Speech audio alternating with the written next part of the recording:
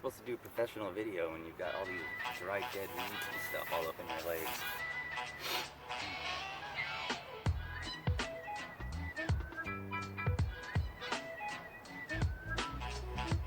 If I don't, like, because I feel the anxiety of recording a video, so if I don't, like, do this right now, like, I'll just do it later. I can't believe I'm filming that. But it's embarrassing.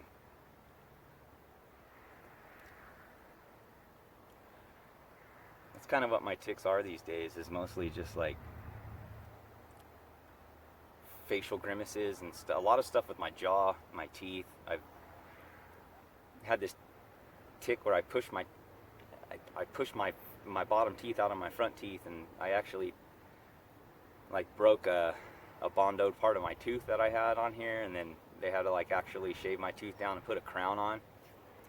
And then I like, you know, when I get in private, I'll have my tic fits. So like I would, like when my wife or my kids weren't around even, I would begin to like really tic that tic. I don't want to show it to you because as weird as it sounds, like if I do it, I might end up doing it again. If I get the feeling of it and it satisfies like my inner, whatever that is, that needs to be satisfied, I'm afraid that I'll pick up on it again.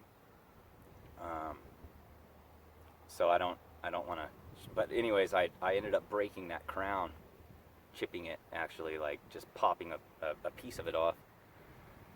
And so I went back in and they had to do another crown. So now I've got this one, but I've even pushed this one forward a little bit, and it's actually like my tooth is loose a little bit, so I got to be careful when I eat. Anyways, that's not even what this video is supposed to be about, but I felt a tic fit coming on, and I had to do it, and I'm recording. So what I want to talk to you about is a technique that I use that helps me. In fact, that's like the first real like kind of tic fit that I've had all day, but it was because of the anxiety of hitting record on that camera. It just does something. I've been wanting to do videos for a long time. I feel like I've got a lot to say that may help people, but it's hard to be genuine on camera. I'm not gonna lie. You want to put on this image and you want to talk a certain way and you want to portray this certain thing, but in reality, my heart just wants to help people. So, you know, I had to go through Tourette's alone most of my life because my tics were really noticeable when I was like 11. But that was in like 1991, and people didn't really, Tourette's wasn't really popular. It wasn't really a popular word, and I didn't know what was wrong with me. And my family would just say things like, you know, hey, stop, like, what are you doing with your eyes? Stop it, because my first tic, well, that wasn't my first tic. My first noticeable tic ever to other people was like I would like roll my eyes and do this thing. Even doing it right now, it like gives me this weird satisfaction. But because there's some OCD in there too. It's very complex, and it's very Tourette's and OCD and anxiety. They overlayer each other. At least that's been my experience. But anyway, so I've been wanting to do videos. I haven't done them. I actually have. I've recorded quite a few, and I just deleted them because I felt like I looked like a fool. But you know what? The fact is, dude, is I'm 39 years old. I've struggled with this my whole life. And I found ways to cope with it.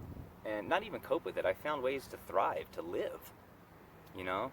This doesn't have to be like a handicap burden that just doesn't allow you to integrate into society at all.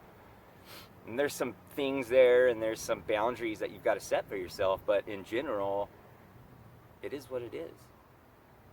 And so, for me, if I can control my anxiety, then I can control a lot of my tics. And I don't mean control them, they just go away.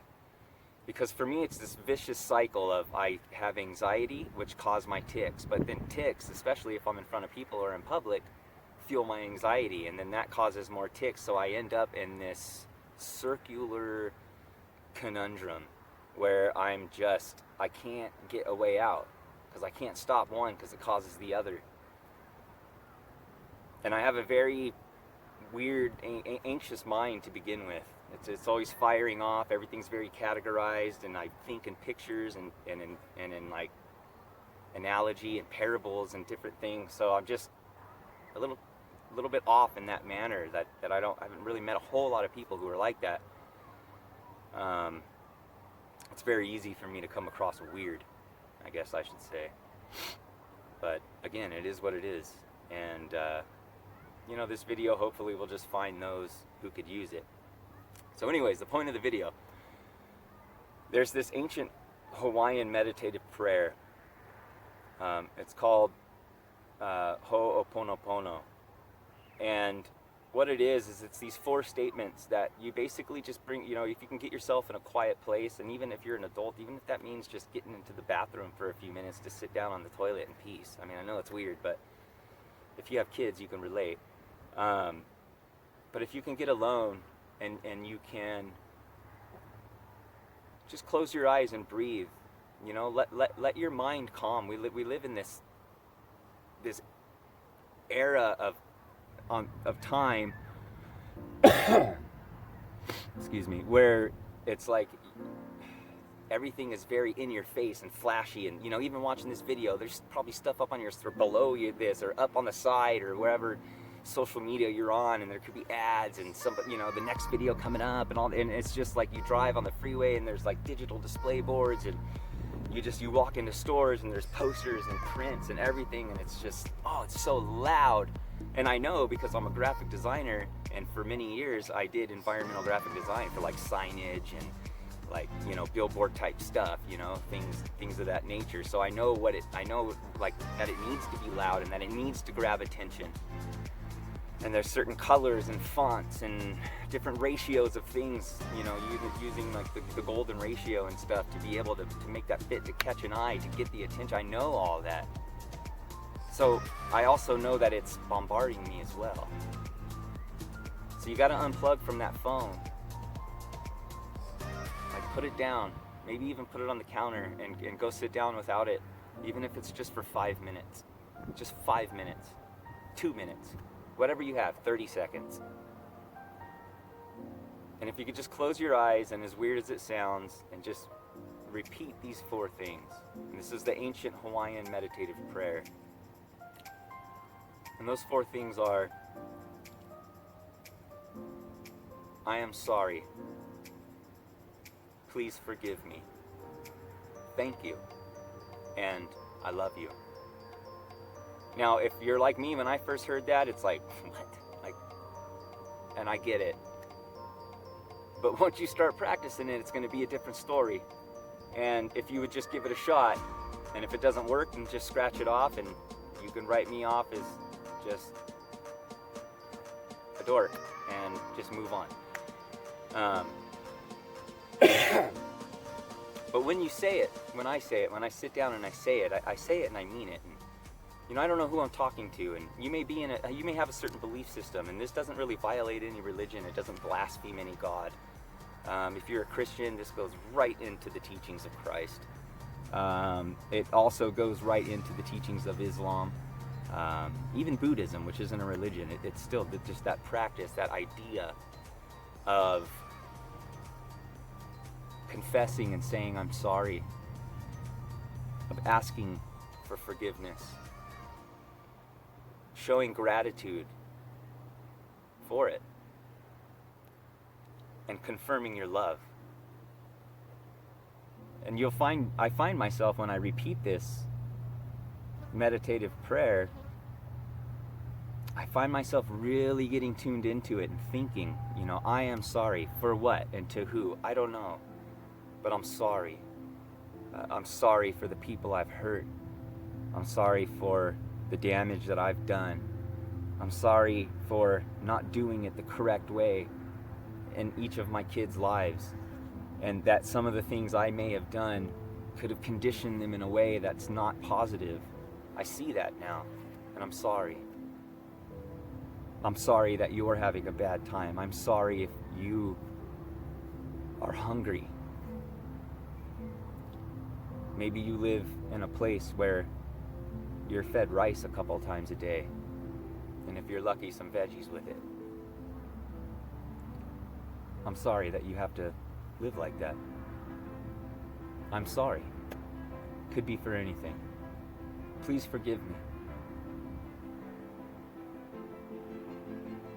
To the person who only eats rice, forgive me for turning a blind eye for so long and not even validating your existence. These are just things I think of. Please forgive me for maybe you called your mom stupid, or maybe you called your kids stupid, you know? Maybe you screamed at somebody, maybe you cut somebody off, maybe you really harmed somebody, you stole something. Forgiveness is important. Forgiveness is important to forgive ourselves, and it's also vitally important to forgive others, because then you can begin clearing out that bitterness that's just in you and is fueling you. Thank you. The third one. It's gratitude, gratitude. Thank you for what? Whatever it is in the moment that you're thankful for.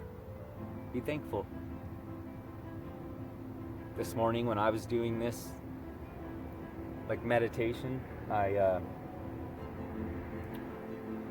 began just thinking about the things that I'm grateful and thankful for, and gratitude began to well up within me. And then my kids were coming off the trampoline and they yelled, "Daddy, Daddy." And in my normal state of mind, if I wasn't doing what I was doing, I would have been irritated because they were interrupting me. But at that moment, I was so grateful that I have children to call me daddy.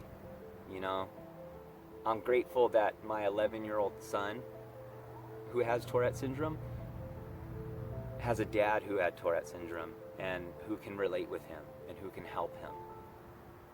Gratitude. I'm thankful for the people in my life. I'm thankful for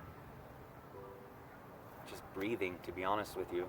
But you could be thankful for whatever you want, and there is no right or wrong in that. And then I love you. Just this idea of putting forward this confirmation of love, that you are loved, that you feel love, and that you love others. I love you.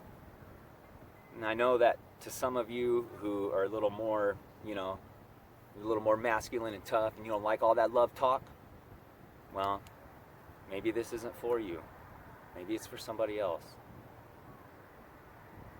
For me, these things are important, and these are the things that keep me going, and these are the things that allow me to self-reflect and to realize that I am not the only awareness having an experience here. There's other experiencers experiencing life around me. And so if you can really get this prayer really kind of embedded into you, and you can repeat it day after day, and I don't know, it just does something to you. I don't know how to explain it except just encourage you to try it out. And if you've got Tourette syndrome, or even if you don't, and maybe you've got something going on that makes you feel a little outcast from society, there's people who love you. I do. And we're all in this together. So I hope you guys have a great day. I hope maybe that meditative prayer can help you. And if it does, I'd love to hear about it. See you guys.